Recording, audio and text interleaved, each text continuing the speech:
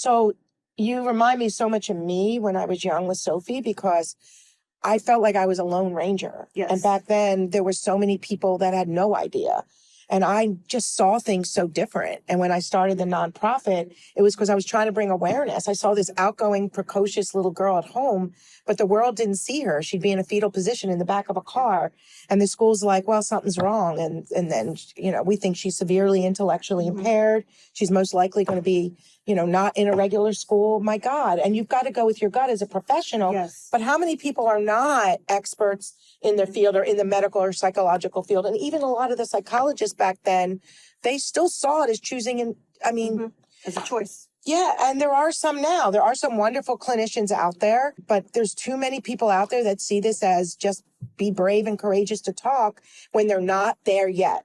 And I want our listeners to understand that. I am all about crossing the bridge, being a confident social verbal communicator, and having goals to talk, going up, initiating, hi, do you have this blank in a store? Or I'll have chocolate, ice cream with sprinkles, and having that as a goal when they are ready.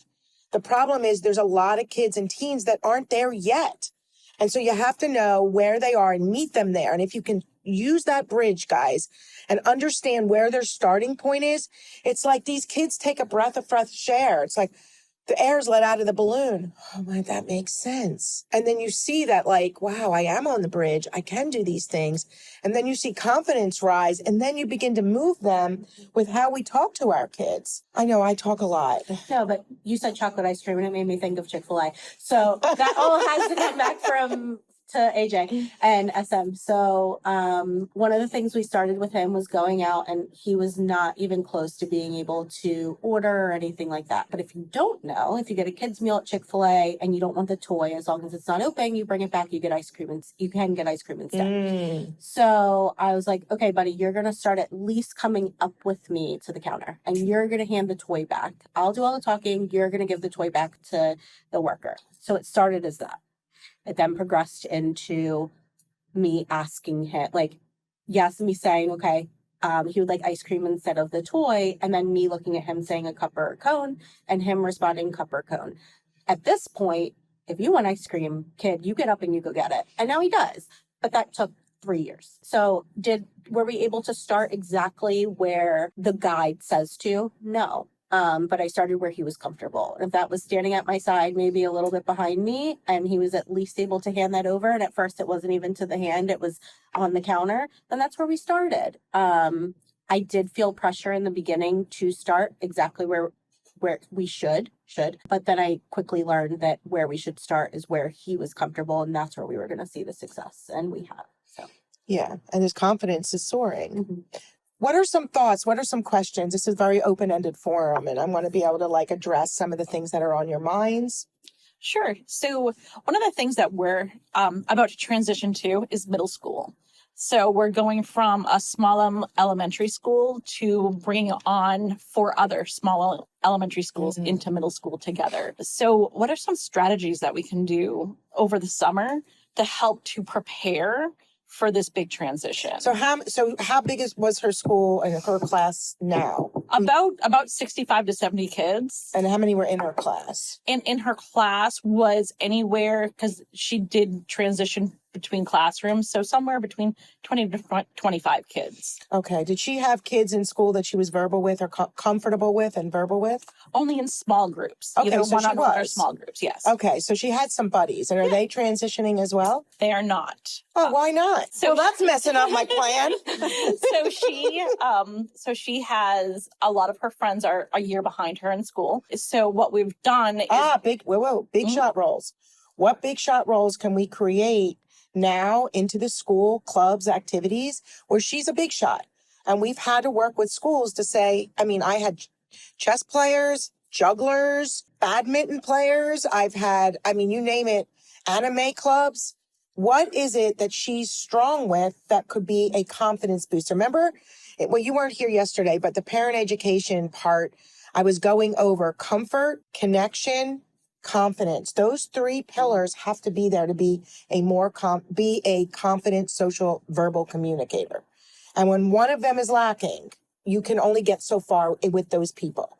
So if you don't have the connection, the comfort with some kids and the connection, now that's different than you're in a reading group and I can read to that child, which is what it sounds like. You don't have to be besties, but to build confidence, you need some besties if you have the capability of having a bestie. But it sounds like she does well with younger kids, at least now. I'd be doing story time at the library because she reads well. I'd be maybe, if she loves animals, animal shelters, going, helping out. She's old enough to have these real big confidence boosters. That is fuel for everything else. Taking her areas of interest. If she's strong in a specific subject, that's important. So these are things you can do behind the scenes and work with them.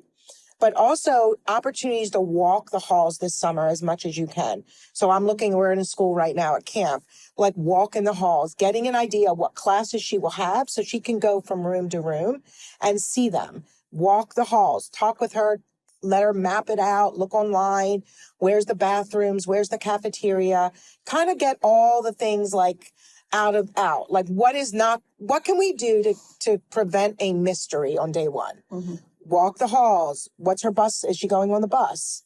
Potentially. Okay. That's still up in the air with her comfortability of if we're going to be looking at pickup or the bus. So I would say, what can we do to ease her anxiety but still be successful as the school year starts? If the bus is like a 5 out of 5, remember I talk about rating and grading feelings and trusting children. Even as young as 3.5, AJ understood his feelings. You have to utilize their feelings. You can't look at them and go, oh, you're not afraid of that. You can't do that to a child because for whatever reason they are. And if we dismiss their feelings, what we're going to end up doing is causing a barrier between us. And so the more that we can connect, I understand that's really scary for you. Let's come up with a compromise. Maybe in the beginning, you drive. If there's no kids she knows. So we've started at the end, like midway through this year, doing lunch bunches at school with some of her peers that are in her class. And that did start to help some. But are any going to the new school? Yes. Okay, so I would work with those kids over the summer. I would reach out to the new school, see if there's opportunities, 1, to walk the halls. Number 2, to find out in advance, because of her diagnosis, you have that ammunition, to be able to meet her teachers whenever that's possible, even if it's FaceTime over the summer. That will help with comfort. And you're working with us clinically on a regular basis, right? So we could even write a letter for you to say, this is what we recommend to be able to have these opportunities if you need a letter from us. Sometimes you don't, and most of the time you don't. But you should have an ability to meet those teachers, walk the halls and meet those teachers. If there's children that are going to be able to be in her class, to go with them to meet the teachers. It's often better to be with a friend than by yourself meeting the teachers, even if it's a sibling, I'm not sure, but bringing a sibling with you or, just to be able to have someone that it's not all about you. And you don't want it to be like, we're here to do interview questions. It's more to get to know them, to feel comfortable, to look at the room, to maybe see where you could sit. What can we do to solve those mysteries over the summer? And find those areas of interest so that you can talk to the school about clubs, activities, and those are some of the things. And over the summer, they may not be able to tell you a lot, but if you can just do social as much as possible over the summer with kids that will be in her school, the better off you're going to be.